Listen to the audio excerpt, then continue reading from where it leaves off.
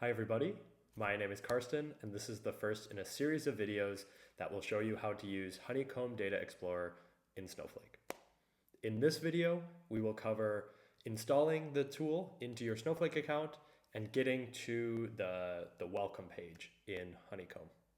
In the following video, we'll look at how to dive into one of the demo maps in Honeycomb. So let's get started. Here I am in a test Snowflake account, which should look roughly similar to yours. I'm here on the worksheets pane, but to get started here, I'm going to click on data products and then marketplace. So the first thing to do is to find the Honeycomb app. Now the app is named Honeycomb Data Explorer, and I can find it just by searching here in the marketplace. Now, as I'm recording this video, the app isn't live yet. Instead, the app has been shared with this account privately. And if you're a customer who has the app shared with you privately, this is what it will look like. You'll click on apps here, and then under recently shared with you, you'll see the app. Now, whether you go through the marketplace or have it shared with you privately, the process is the same. You'll click on this Get button. This modal window will come up with some details. You'll just need to select a warehouse for installation. I'll just use the default warehouse.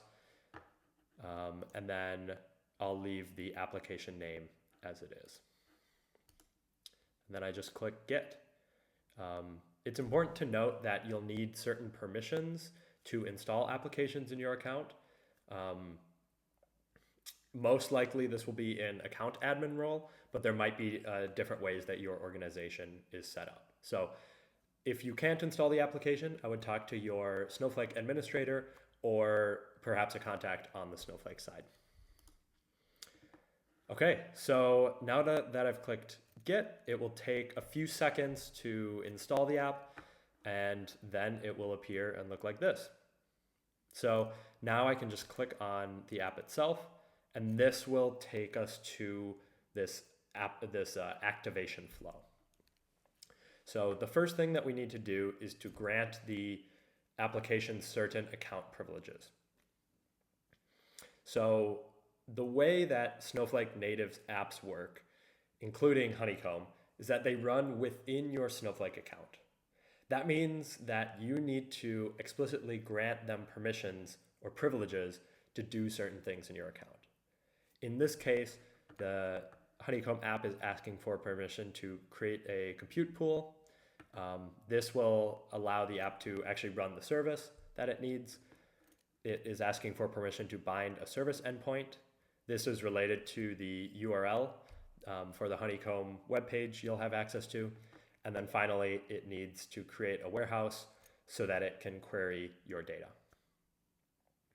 We will cover granting permissions to your data a little bit later on in this video. So on this step, all you need to do is click Grant, and then those privileges will be granted to the application. After this, it's all green, looks good. We can click Activate here. Now this activation step usually takes a bit longer, about 10 to 20 minutes. So while this goes, I'm going to pause the recording here and then I'll come back when it's completed. Okay, I'm back. Some good news. The app activated successfully. And now we see this privileges tab on this app administration page. So the first thing that we need to do is make a few tweaks to the privileges before we click Launch App. So first of all, it's saying that we need a warehouse to modify privileges. I'll just use the default warehouse here. Now we can see the name of the application, the version of the application, the account level privileges that the application has. In this case, it has the 3 privileges that we granted in the previous step: create compute pool, bind service endpoint, and create warehouse. And now we see this privileges to objects section. And this is where we actually give the Honeycomb application privilege to the data within your Snowflake account.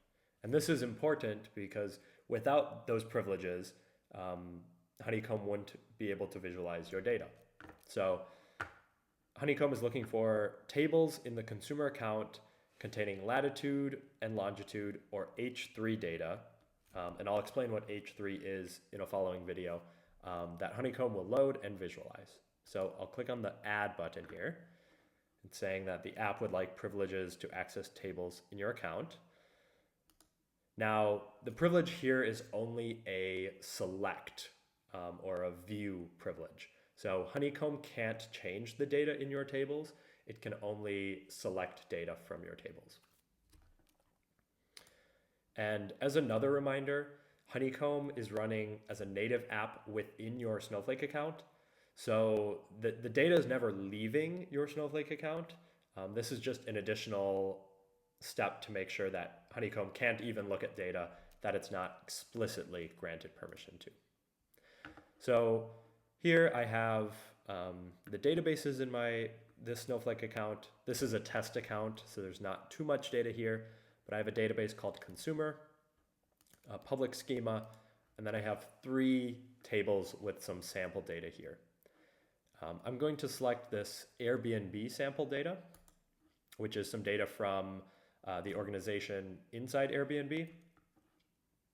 And it has latitude and longitude columns. So I'll select this data, just one table for now, click Done, click Save, and now we see that the privilege was successfully granted.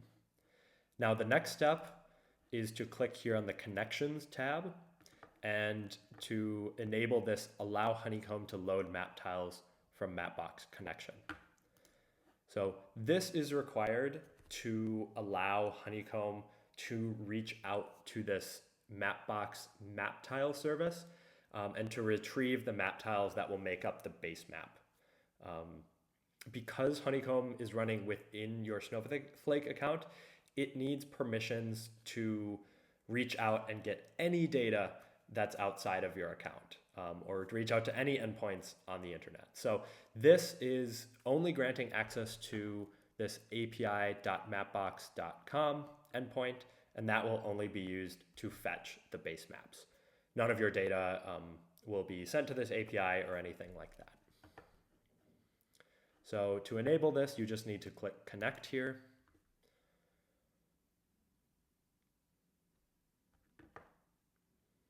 Now it looks like we were successful. Now with all of this done, we can finally click Launch App. And this is going to load the URL for the application in a new tab. And every Snowflake native application is required to use SSO through Snowflake. And so here we're being asked to sign into our account again. So I'll just grab my password here for this account.